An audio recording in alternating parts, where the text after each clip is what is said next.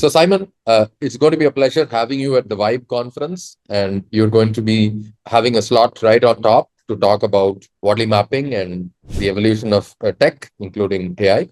What is your talk going to be about? So we're going to start off with talking about my origin story, how I got into mapping. I'm going to talk about what the difference between a map and a graph is and why it matters.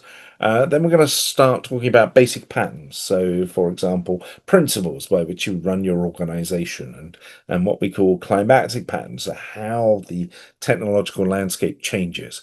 Then we're going to use that to explain the history of cloud to serverless to AI. And then we're going to look at what AI means and what some of the myths are. So we'll look at things like Jevons paradox, to architectural changes, to impacts on software development, all the way to sovereignty. And we're going to ram that all into 60 minutes. So, on day two, you're going to be doing a workshop, which is only for a select number of people. That's also going to be about mapping and strategy. So, what is that going to be about, and what will people learn there?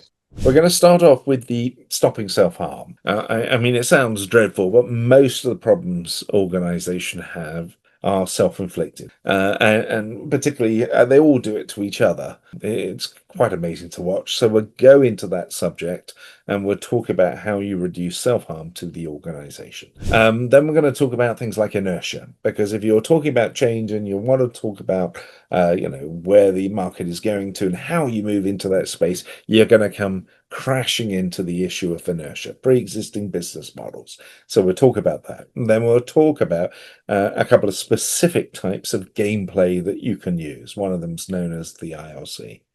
Then, time permitting, we're getting to some of the cycles that go on. The need for what we call peace, war, and wonder cycle. So the need for a different focus from peacetime to wartime.